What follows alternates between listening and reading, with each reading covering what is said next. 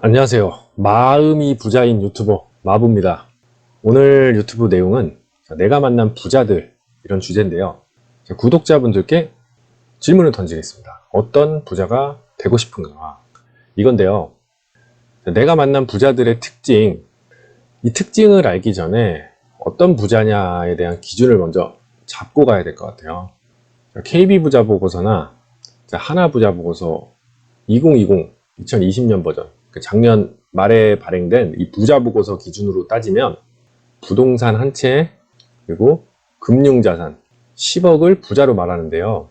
부동산 평균 거래가가 12억, 13억 이 정도 돌파하고 있고 금융자산 10억이라고 하면 대충 순자산 25억 정도, 순자산, 이거 순자산이에요. 순자산 25억 정도의 부자들을 말할 수 있겠다라고 볼 수 있어요.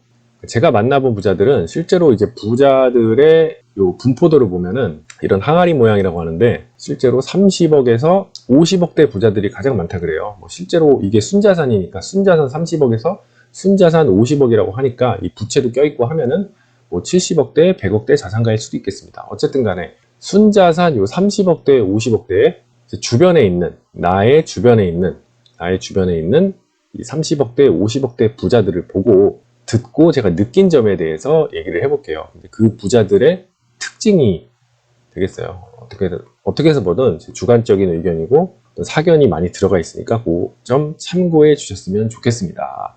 자, 이 부자들은 은퇴를 하신 분도 있고 안 하신 분도 있지만 자본소득에 의존하면서 살아가요. 자본소득. 자, 소득을 창출하는 방법은 여러 가지가 있지만 젊으신 분들, 이제 회사 생활하고 사업하시는 분들, 근로를 통해서 수입을 창출하시는 분도 있겠고요. 사업체를 꾸려서 자영업이나 아니면 더 큰 사업체를 꾸려서 수입을 얻는 분도 있을 겁니다. 세 번째는 자본에서 나오는 수익금으로 생활을 하시는 분들이 있어요. 자, 이자 소득이나 주식 배당 아니면 건물이나 아파트, 부동산에서 나오는 임대료로 이제 생활하시는 분들이 있어요. 이제 제가 진짜로 부자로 생각하고 되고 싶은 부자는 요 자본을 많이 갖춘 부자예요. 그래서 이 30억에서 50억대 부자들, 순자산 30억에서 50억대 부자들이 어떤 특징을 보이냐, 이 말을 하고 싶은 거예요.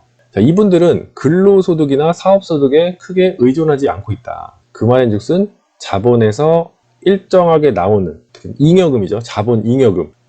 토지에서 나오는 잉여금과 같은 느낌인데 이 자본에서 나오는 이자소득, 배당소득, 임대료 등으로 생활을 하는 거예요. 그러니까 이분들은 어떻게 보면 이분들의 라이프 사이클을 이렇게 쭉 놓고 보면 극단적으로 사업으로 크게 일으켜서 소득이 극단적으로 올라가는 경우는 없습니다. 그렇기 때문에 자본을 갖고 있기 때문에 이 자본 증식 속도, 부동산이 상승하고 주식이 상승하는 속도예요. 어떤 주식에 따라서 다르긴 하겠지만 대부분들이 화폐가치 하락이나 정상적으로 기업이 성장하는 속도, 그러니까 자본은 꾸준히 상승하면서 물가 상승도 해지하고 화폐가치 하락도 해지하면서 점점 수입이 늘어나는 구조를 갖고 있는 사람들이죠.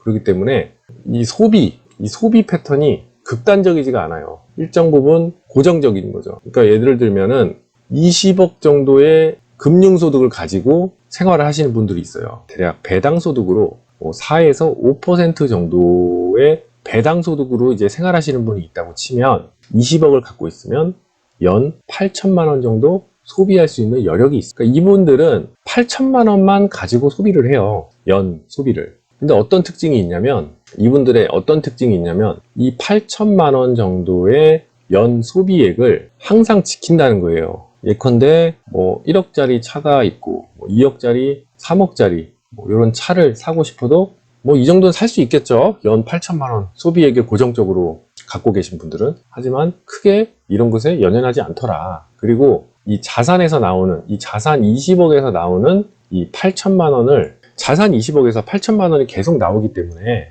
이 자산을 자기 목숨과도 같이 여긴다. 제가 특징은 이랬어요. 그러니까 무슨 말인 거 아니? 예를 들면은 제가 아는 건물주분이 계신데 한 20억 정도 하는 통건물, 통상가죠. 요걸 갖고 계신 분이 있어요. 1, 2층 상가고 2, 3층은 주택으로 해서 한 총 20억 정도 상당의 빌딩을 소유하신 분이 있어요. 꼬마 빌딩이죠. 꼬마 건물. 이런 분이 계신데 재작년에 70년 만에 폭우다, 이래가지고 지하층이 침수가 됐어요. 그러면서 이제 여기 있던 임차인이 나가게 됐죠. 나가면서 임차인에 대한 이사비 이런 것도 지출하게 되고 거기에 대한 공실도 6개월 이상 공실이 났단 말이에요. 거기다가 여기 수리비, 유지보수비 수리비가 상당 부분이 나왔어요. 왜냐하면 침수가 됐으니까 어떻게든 건물이 침수되고 어떤 건물의 하자에 대해서는 임대인의 책임이니까 수리비도 많이 지출이 됐고 이 임차인에 대해서 세입자에 대한 이사비도 많이 지출이 됐고 공실 6개월로 인한 손해도 굉장히 컸습니다.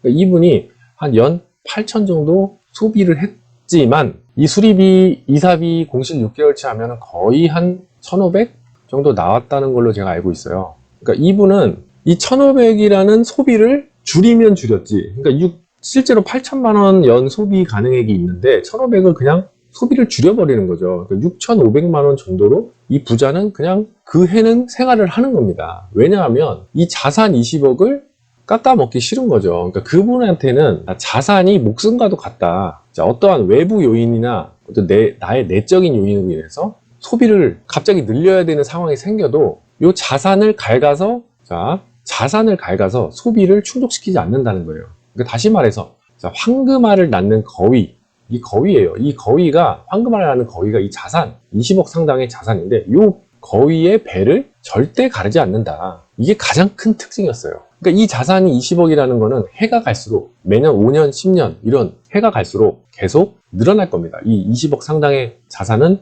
언젠간 30억이 되고 40억이 될 겁니다. 어쨌든 간에 그 30억이 되든 40억이 되든 이 자산의 가치는 절대로 버리지 않는다. 이 자산은 항상 가지고 이 잉여금만 가지고 생활한다. 이게 가장 큰 특징이었어요.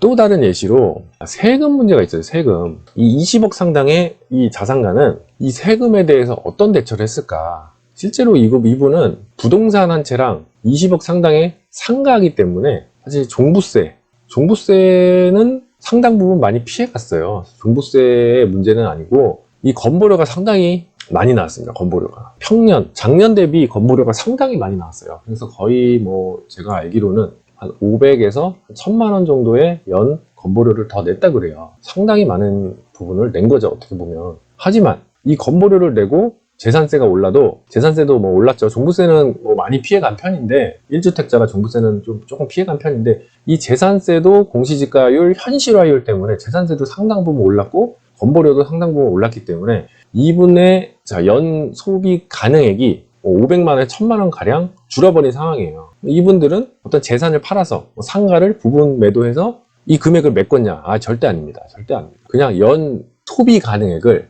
지출액을 그냥 500만 원 줄여버립니다. 월 생활비를 50만 원을 그냥 아끼는 거죠. 이게 부자들의 특징입니다.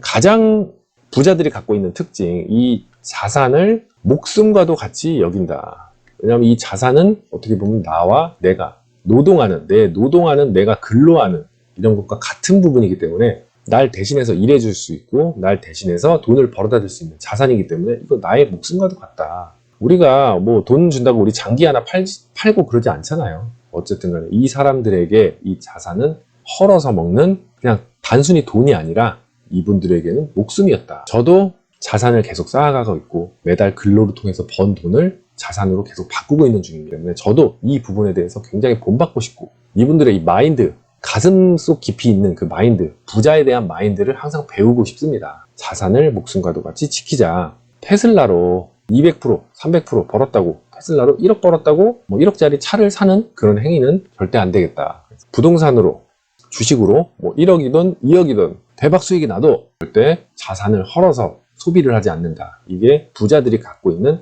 가장 큰 원칙, 내가 본받고 싶은 원칙, 이것이었습니다. 그래서 오늘 유튜브는 여기까지 하겠습니다. 앞으로도 계속 부자의 마인드 업로드 좀 하겠습니다. 감사합니다.